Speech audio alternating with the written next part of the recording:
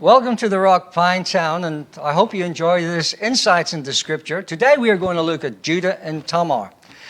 Judah was one of the 12 sons of Jacob and one of the 12 tribes of Israel.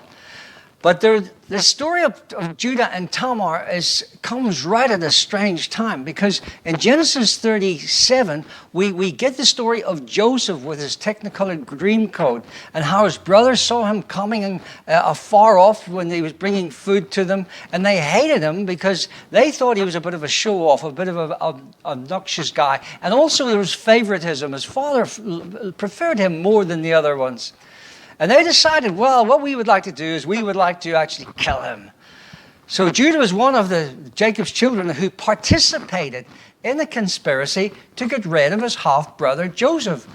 But he decided, well, why don't we, instead of killing him, why don't we sell him as a slave? As there was a whole band of caravan of slave traders going past. They said, let's sell him off as a slave. Now, given the short life expectancy of a slave in Egypt, they would usually live for about 20, 30 years. And Joseph had escaped just one death plot, only to fall victim to an apparent slow, painful death in a foreign land. Now the story in Genesis 38 continues, because it says that Judah he fathered three sons. The first son was called the second son was called Onan, and the third son was called Shelah. Now, he married off his first son because he wanted to carry on the line of Judah. He married off his first son to a lady called Tamar. Now, the first son, he was such a wicked character. He was evil. The Bible doesn't actually tell us what he did and what his wickedness was, but it was wicked enough for God to kill him. So it was custom then for the second son to take over to be the husband of the widow. Now, the second son was called Onan. Now, he wasn't too keen on this. He wanted to have his own children so that he would set up his own heir, his own line. But according to tradition, he had to go along with it. So what he did, he came up with a scheme, and he thought, well, look, what I'm going to do is I'm going to spill my seed so that it doesn't get into her to fertilize her. I'm going to spill my seed on the ground. And that didn't please God either. So he met a faithful death as well. Now, that left the third son. Now, I don't know about you, but if I was the third son, Shelah, I would be a little bit scared. But not to worry, because Shelah was actually quite a young man. And what happened was that Judah said to her, look, Tamar, I know that legally I've got to do this, and I know I want to have my line to carry through, the line of Judah. It's got to go all the way through. And you are the woman that's been designated to do it. My son is so young, won't you wait for a while? Tamar said, she will wait. She's got no problem in waiting. But do you know what happened? Year after year after year, he refused. Judah would refuse to let his younger son go. His love for his son overcame his sense of justice. So what happened was, Tamar came up with an idea of her own. She decided that she had heard that Judah was on his way to a place called Timnah. And she went there to Timnah, and she sat by the gates. Now, the ladies of the night, the prostitutes, they would also be sitting there. And she had her mask on, and she was all dolled up, and she was looking pretty good.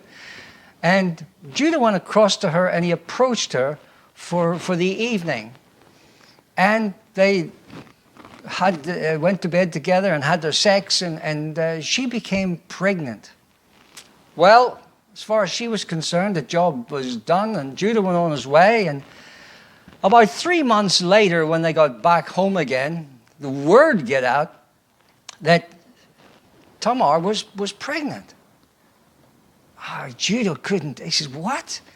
She's disgraced our family. What did she do?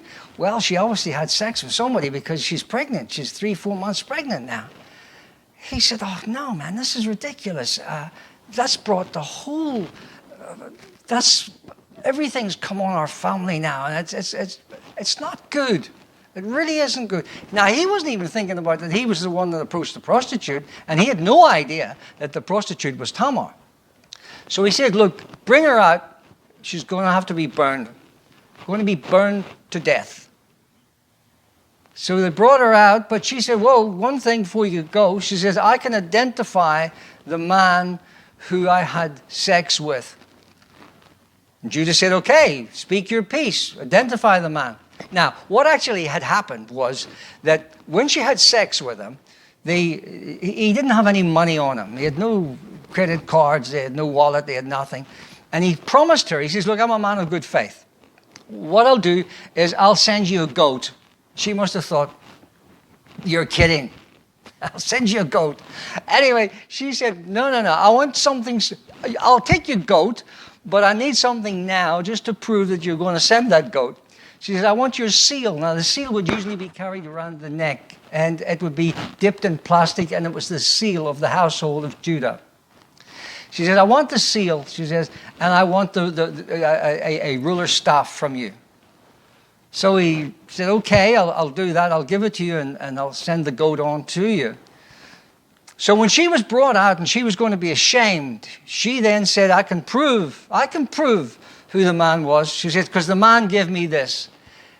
And she showed the seal of the house of Judah, and Judah repented. And he let her go, and he said, he says, she is more righteous than I. Now, the amazing thing of this story is that nobody had a problem with him going off with a prostitute, but they did have a problem with her getting pregnant with somebody else.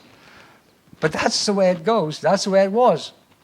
So they had a baby. In fact, Tamar, she became pregnant with 2 children.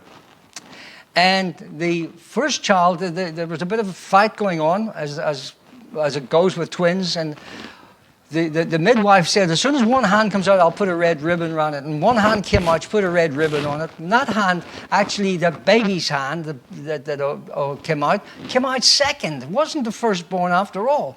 Isn't it amazing how Isaac and Esau, and then you've got Ishmael, and you've got Isaac, and you've got Jacob and Esau and Ishmael and Isaac, and they all come out the second time.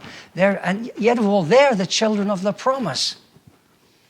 So out he comes, and his name, they called him Breach, because he was a breech birth, but his real name was called Perez.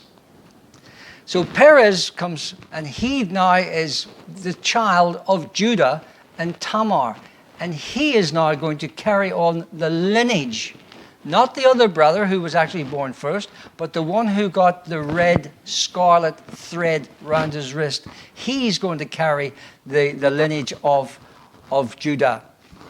And if you read in Matthew chapter 1, you will read all the way through, and you will see the lineage going all the way down. And the Bible tells us that there were 14 generations from Abraham to David. And from David to going into captivity, there was another 14 generations. And from coming out of captivity, going back to Jesus, there was another 14 generations.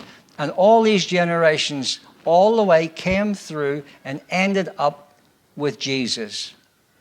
Matthew chapter 1, verse 17 says, thus there were 14 generations in all from Abraham to David, 14 from David to the exile to Babylon, and 14 from the exile to the Messiah, King Jesus.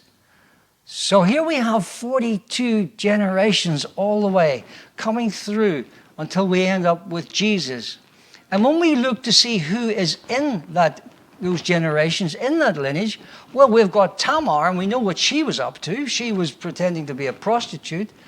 And she gave birth to Perez, and then Perez, he gives birth. And coming down the line, we find out there's another prostitute in the lineage of Jesus, and her name was Rahab, remember, when they got into Jericho? And when Rahab, she married a man called Salmon, and they had a son, and his name was Boaz. And we remember Boaz from the book of Ruth. And he married Ruth, and Ruth wasn't even a Jew. She was actually a Moabitess. So she was a Gentile. And they come through, and from there, they were the grandparents of King David. And from David all the way down, we come down to Jesus Christ, the Messiah. Now, in Genesis 49, verse 10, let me read it to you. The scepter, that's the ruling rod, the ruling rod of the king, will not depart from Judah. Remember, these generations were from Judah. Nor the ruler's staff from between his feet, until he to the one it belongs shall come, and the obedience of the nations shall be his. That's the Messiah. That's King Jesus. They stopped counting the generations when it came down to that 42. Now, when you look at 42, that's 6 times 7. 6 is imperfect and 7 is the completion number. So the completion number would have been 7, 7. So the 7th is the rule of Jesus Christ. He is the last king. There's no other king going to be ruling over Israel. He is the last one. And he didn't have any children. So who's going to be ruling with King Jesus? You and I. So through this whole story, we find out that Jesus is featured in it, and so are we. We'll be ruling and reigning with Jesus in his kingdom, the kingdom that's about to come. So until the next time, I just want to say, shalom for now.